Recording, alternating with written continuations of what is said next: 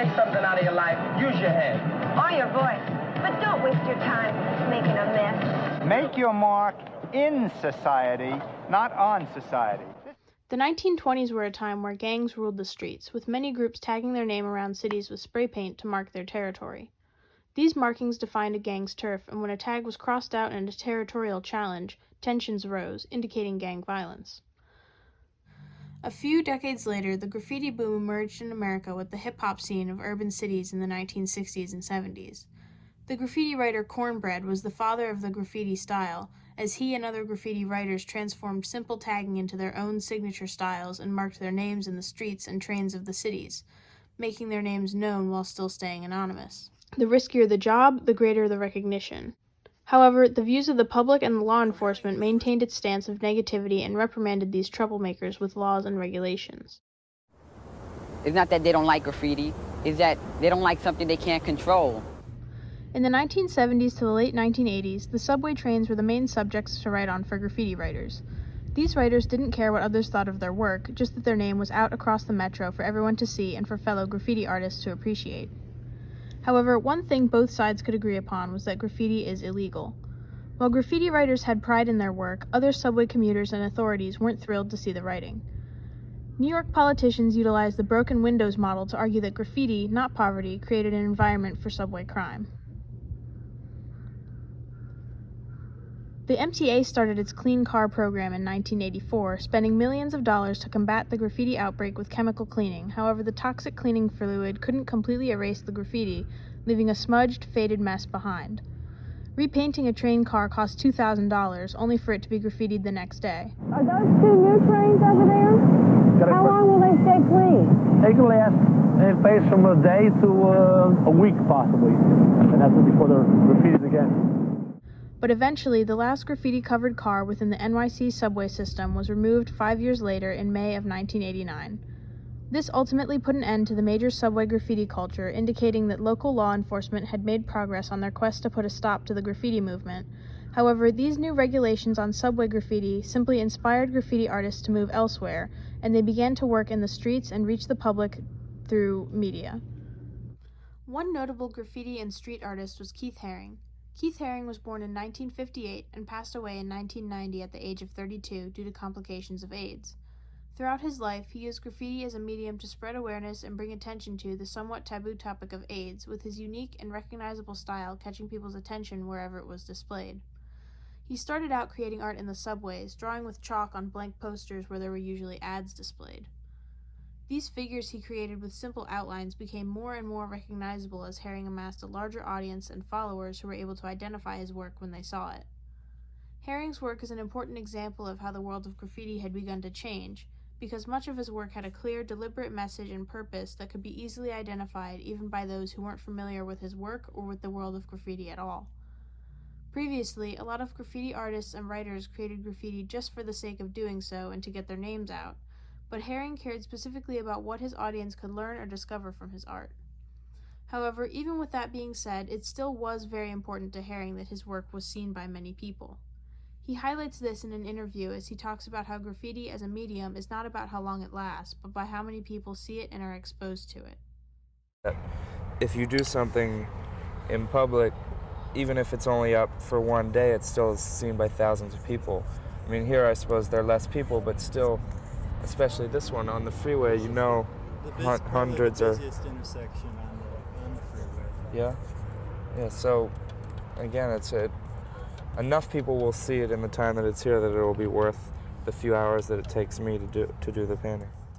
A lot of Haring's art was on the topic of the AIDS epidemic, which was a topic that was ignored by much of society but was personally impactful to him and many others, making it still vital that he had an audience and people to be on the receiving end of this message that he was putting out into the world. One great example of a work of his that's about AIDS is this piece, titled Ignorance Equals Fear, Silence Equals Death, in which three figures in Haring's iconic style depict the phrase of see nothing, hear nothing, say nothing, which then leads to doing nothing and taking no action.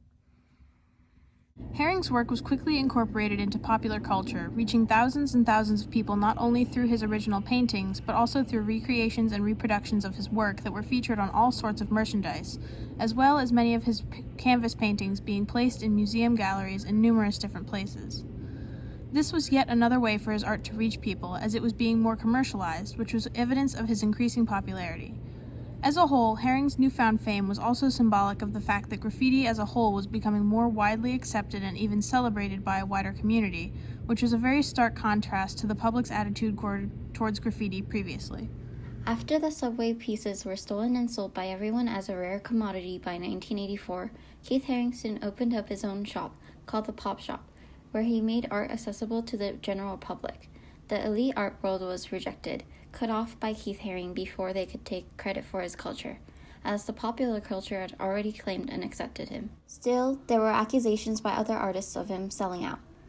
His pieces were already becoming more expensive and more popular within the art world, which meant only the people who could afford to pay would have access to the pieces. Rather than staying within the elitist bubble, he chose to go down the difficult path of establishing his own subgenre, while knowing that attacks would be flung by fellow artists.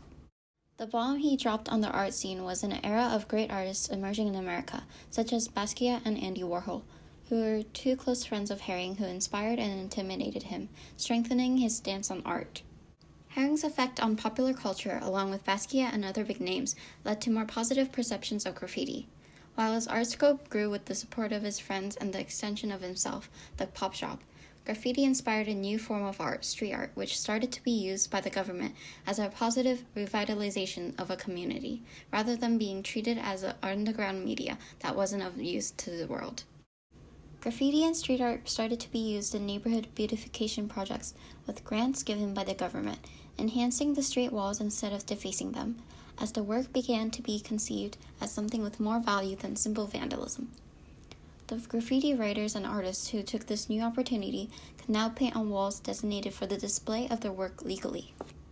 However, other graffiti writers disapproved of this, as this goes against the culture of graffiti, which is for individualistic expression and not just for aesthetically pleasing works of art. When I'm doing a mural and be like, wow, this is beautiful, I like the colors, and I like these animals you put on there and incorporate in this whole thing. I just hate that damn tagging though. And I tell me it's the same thing. I mean, it starts with a little tag, and from the little tag it gets a little throw up, and the little throw up gets a little burn, and a little burn throws into a piece, and the piece turns into a mural. And if I didn't do that tag, I wouldn't be able to do your building. Regardless of one's thoughts, graffiti artists keep painting and writing, increasing their voice in the world as a culture of speaking out on social, political, or economic issues. Modern-day artists such as Banksy continue on this platform, aided by smartphones and the internet becoming massively shared into being a household name as a mainstream artist. In the current era, graffiti has been used as a form of expression for a social outcry, such as for the George Floyd Memorial and the Black Lives Matter movement, becoming ingrained in the culture and heritage of the urban community. If you love life, if you appreciate life and humans, then you should be against anything that's going against life and against people. I mean, when something is that obviously wrong, you have to be against it. You know, and I think it's partly responsibility, but it's partly just a natural response to seeing something that's wrong and wanting to say something about it or do something about it.